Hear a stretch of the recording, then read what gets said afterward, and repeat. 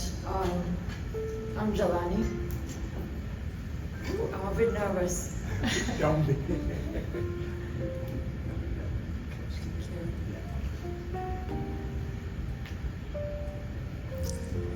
So, distinguished patriots and citizens of the great Republic of Kenya, thank you so much for inviting me to Minnesota and giving me the opportunity to address you today.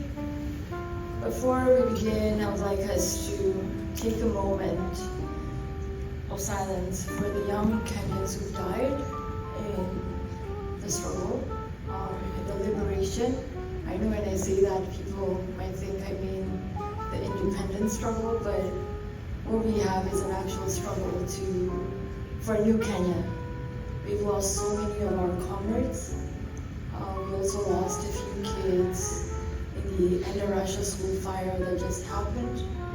And we've also lost a lot of Kenyans as a direct and indirect result of corruption and bad governance. So let's take a few moments to just bow our heads in silence for those who fallen.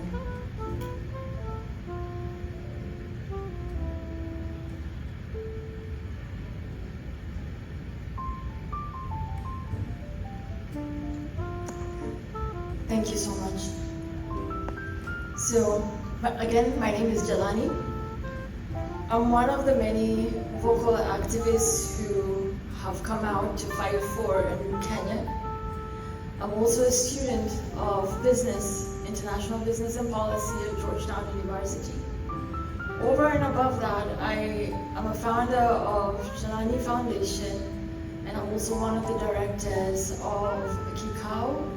These are organizations that have been founded to enhance civic education in Kenya and to increase political education amongst our citizens. One of the projects we are currently working on that I'm particularly very, very proud about is we are digitally illustrating the Constitution of Kenya and translating into about 30 or 40 languages. So I have writers and cartoonists because we realize that people respond better to pictures than they do to legal verbiage and long text. So that's what we are currently a third way done, and we're hoping to be done in about 6 to 8 weeks. I'm extremely proud about that. But also because people come to forums like this to brag about their achievements, sort of like we're great here. I want to tell you that I made my first million when I was 23 years old. And I lost my first million when I was 25 years old. Oh. So I understand a little bit about money and business. And I guess that's why, because of all of that, they invited me to speak to you today. They wanted me to speak on governance and Gen Zs, but I want to speak to you about active citizenry, because I think that that's what activism is. It's being an active citizen of the country that you belong to. And I think that this is a role, as guys, young people, we're not prepared for, but was thrust upon our shoulders nonetheless. And a lot of people in this conference who do business in Kenya might look at what we're doing and think, oh, this one's wanachomanchi, they're anarchists. And I want to draw your attention to Dia Khan. I want to change your mind from that perspective. So Dia Khan did a study of neo-Nazis and jihadists, and she found that they're not driven by hate. You might think that they're driven by hate, but they're not. They're driven by a sense of having a lot of unmet needs, a sense of community, finding people that are in the struggle with them. And if we were just to draw a parallel, even before we did that, we could potentially say that they're driven by love. A love for a cause, a love for feeling like they found community and found people who share the voice that they have. And if we were to draw parallels with the Gen Z struggle, we would find that Kenyans are suffering together, whether you are middle class, whether you are, low middle class, if you're low income, we're all suffering together. So being able to find that voice, that community, having an opportunity to speak about unmet expectations, unmet needs, that is what the protest is about. And you find that being able to come out on the streets to have this unified voice to speak about corruption and bad governance and to understand that our voice matters. These are things that are protected in the Constitution, 2010 Constitution. And I think as business people and people who are here to talk about investment and doing good for Kenya, I think that is something we share, the Gen Zs, millennials like myself, and yourselves as business people and investors. So we love Kenya so much. You love Kenya so much that you're in America earning what you're earning and thinking about how do we invest at home. We are here in America thinking how can we make governance better at home. So we speak the same language. We want the same things. We want the betterment of Kenya. And I guess the unfortunate bit is that speaking out and protesting has led to the deaths of so many.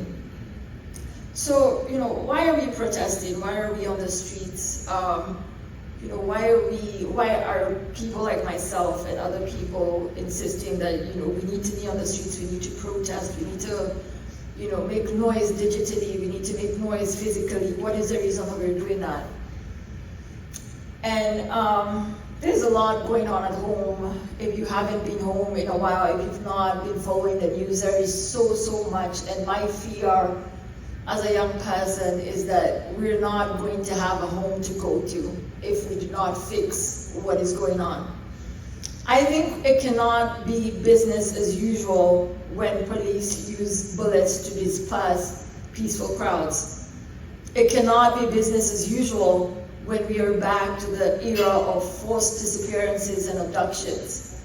It cannot be business as usual when so many of our youth have been murdered since June 25th. It cannot be business as usual when the truth about the Githurai massacre is being buried. It cannot be business as usual when the country is languishing under the burden of odious debt. Trillions was borrowed and ended up in the pockets of a few. It cannot be business as usual when crazy bills like the rice bill, the dengue bill, the livestock bill are being brought to Parliament, making sure that we do not have food security. It cannot be business as usual when workmen and David D and others come online to spit in the faces of Kenyans who employ them. It cannot be business as usual when the government treats court orders like suggestions and is basically run like a criminal enterprise.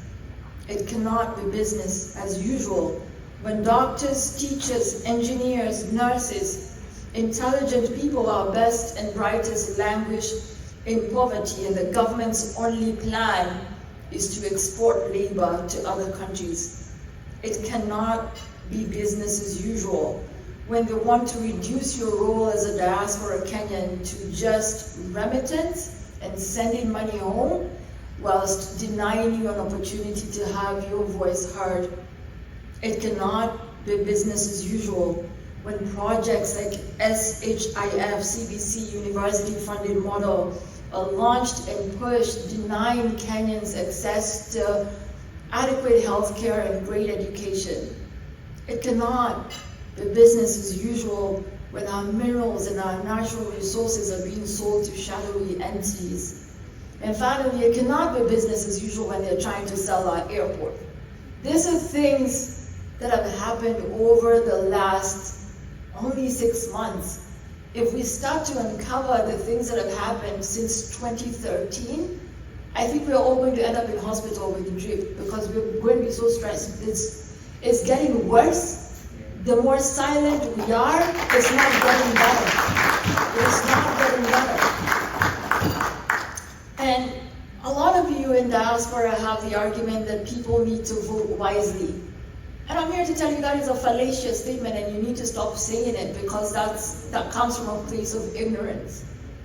People are not able to vote wiser because they're not given wiser choices. The IABC, the system is broken. You have to choose between bad and worse. There are other social and economic factors that result in people voting how they vote. I think the first election that I ever voted with sound mind was this past one, 2022. Other times I just voted based on what my parents wanted. Women vote based on what their husbands want. Kids vote based on what their parents want. So many factors that result in Kenyans not voting wisely, and I need us to stop victim shaming and blaming the voters and think about and brainstorm how we're going to fix the system. I want to say there is no army that is coming to save us. There's nobody.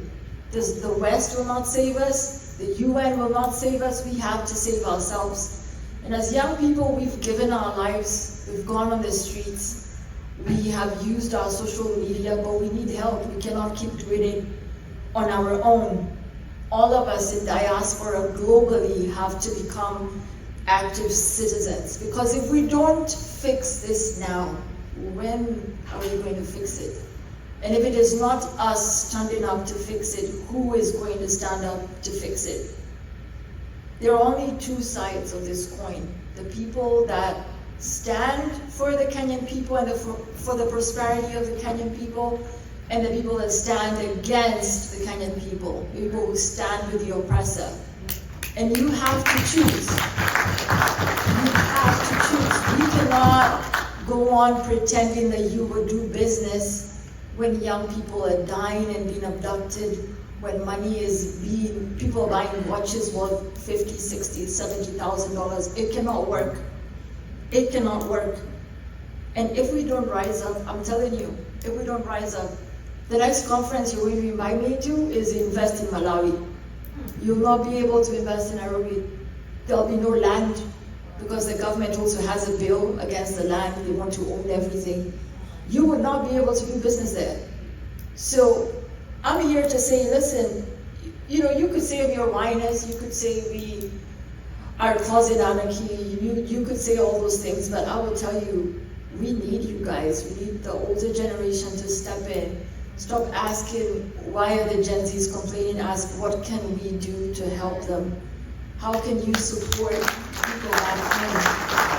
If you could send money to the people mobilizing, if you could help us lobby, if you could introduce us to people that will hear what we have to say. My best friend Nelson Amenya is the one who put together the Adani, he's a whistleblower for the Adani deal, and we've been working together to try and get as many media houses to report on this. We've put together a small task force.